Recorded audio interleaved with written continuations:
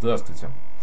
К сожалению, недавно вот пришла печальная новость. Умер Андреас Кьюкин, если я правильно назвал фамилию, потому что бывает у меня, с переводом, конечно, не совсем хорошо, но это швейцарский был гроссмейстер. Значит, он был также известный проблемист, то есть составитель. И вот на форуме ФМЖД, если кого интересует, у кого есть репортаж даже с его вот этими проблемами, там какое-то описание на голландском. Я, честно говоря, проблемы посмотрел, но описание я не переводил.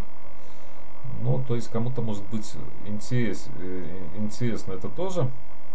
Но вот что я хочу сказать, что я когда-то встречался все-таки с ним. Это было, кстати, достаточно, неожиданно было. Дома у Хайца Мёрса встречались, то есть это папа Пима Мёрса, то есть у Хайца, дома, у которого я жил, когда вот играл за клубы. И у них там какие-то, наверное, какие-то общие, может, интересы. Что-то по каким-то вопросам он приезжал в Голландию. Вот он пригласил Хайца Милсова на обед. И потом мне уже сказал, что вот он гроссмейстер был, швейцарский гроссмейстер. Я, конечно, вот по фамилии знал, то есть по проблемам этим знал. И по позициям, вот так вот очно я его видел один раз.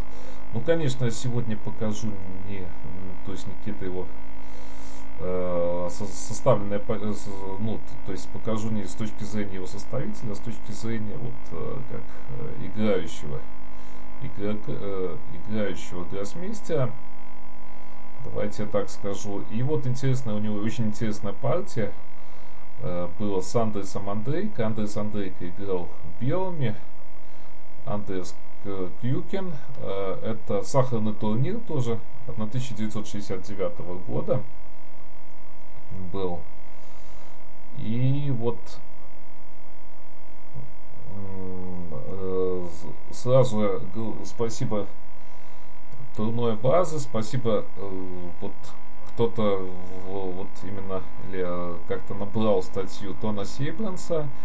И идея, вот сейчас вот я покажу идею от Харма Вилсмана. Насколько я понял, это Харм Вилсман показал идею, очень интересную. И партия очень напряженная была. Я покажу несколько моментов. Давайте посмотрим. То есть здесь вот была очень интересная идея от Харма Вилсмана. Смотрите, то есть фантастика, можно сказать, фантастика от Харма Вилсмана. Это написано. И 43-39, вот видите, позиция получается выиграна. Без шашки, но куда ходить с черным, вот видите, какая красота. То есть редко встречающаяся такая красота в шашках. И давайте сначала посмотрим эту партию. На Андреас Андрейко белыми, и вот Андреас Кьюкин черными. Но вот видите, всего практически можно сказать, в одну букву даже имена не совпадают. Хотя вот если на английском читать, так и то, наверное, будет так одинаково. Вот 42-38. Наверное, не хочет он каких-то вот этих ходов делать, дабы 19-23 не было. То есть, как по-другому, но вот все-таки 42-38 и позволяет вывести шашку 16. То есть, если ходить на 26, то получается вот эта отсталая шашка. То есть, вот таким образом он пошел, избрал вот этот вот вариант. Вот раньше играли, видите, то есть достаточно интересная схема, принципиальная, кстати. И я хочу сказать, что вот на старых партиях этих, и того же Андреаса Андрейко, Вячеслава Щеголя, понятно, Тон Сейбранс, Харм Вилсман, Анатолий Гантовик, можно много чему научиться. То есть я считаю, что вот, хотя во многих там То есть моментах где-то одногодки, где-то там по-другому все было, но вот я считаю так вот по порядку все-таки Вячеслав Щеголев, Андрес Андрейко, потом уже Тон Сейбранс,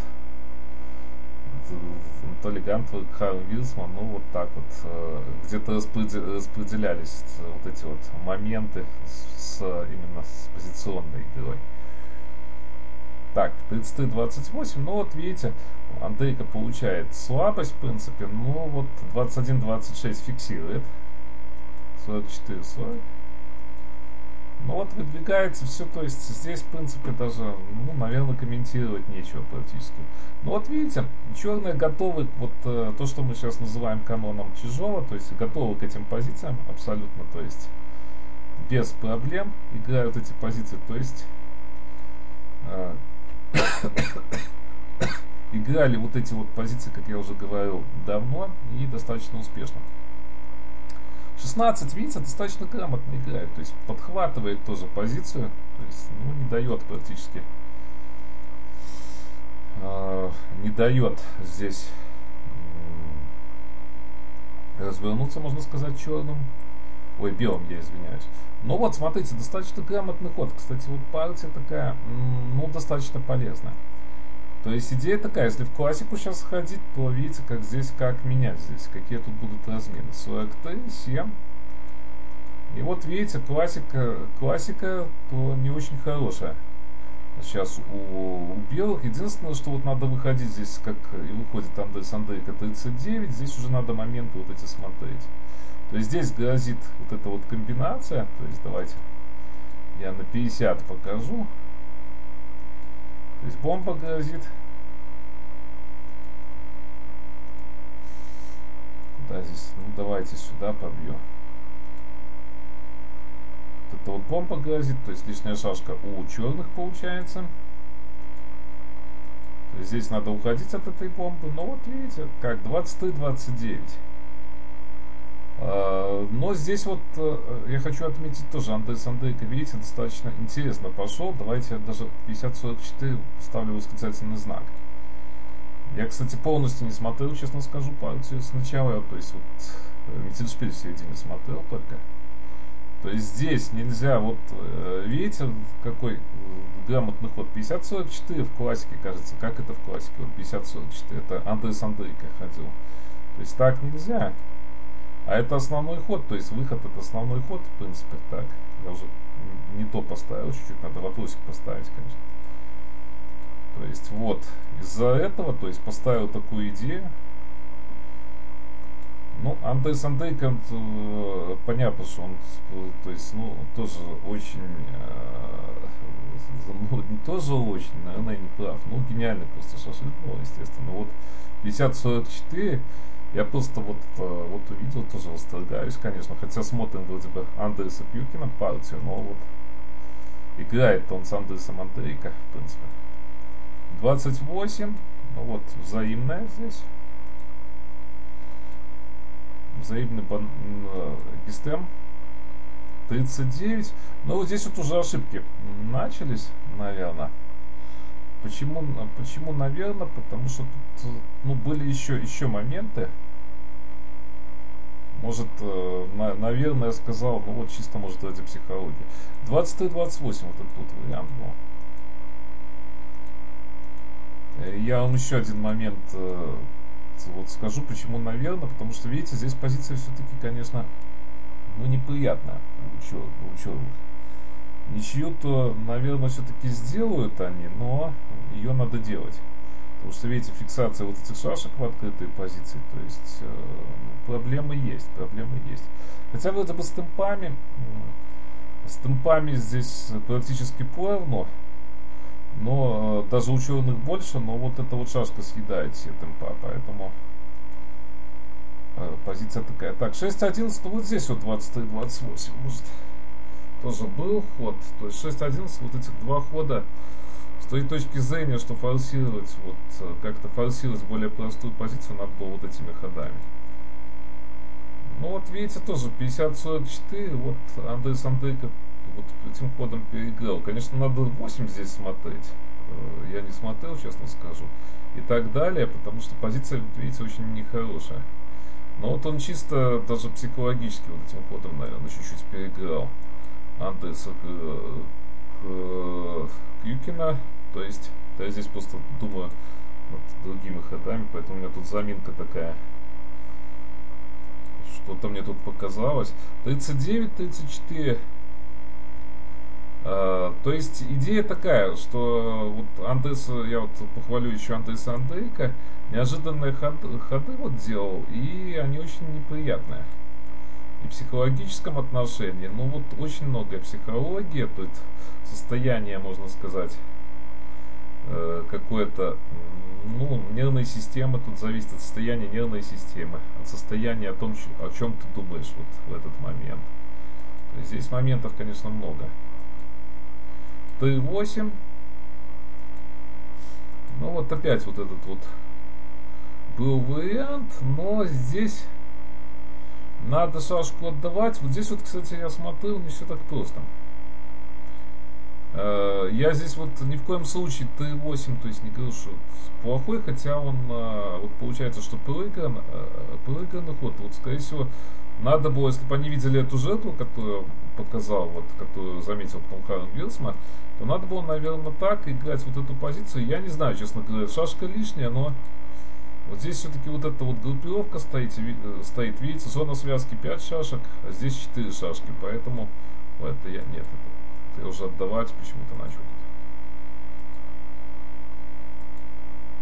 Тут, конечно, должна, по идее, позиция выигрываться у белых, но вот эта вот позиция, наверное, получше, чем вот эта вот позиция, если учесть, что она полностью проиграна. То есть 40-39, ну вот плохой ход, видите, был. Андерс Андрейка, конечно, не заметил вот этой вот гениальной, я считаю, жертвы. Ну вот красота, конечно, красота.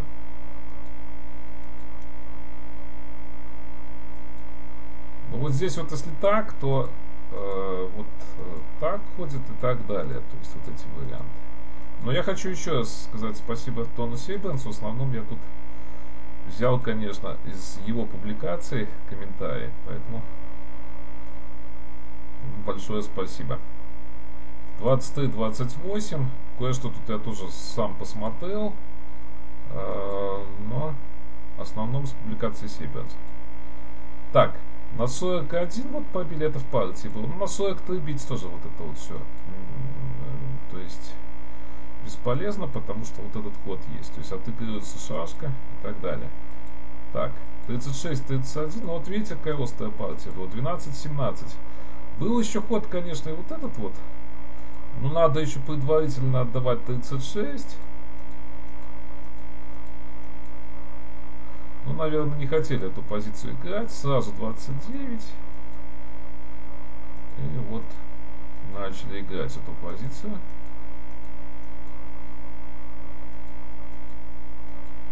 Получается, у белых лишняя шашка. Конечно, позиция здесь, ну, я считаю, что ничейная.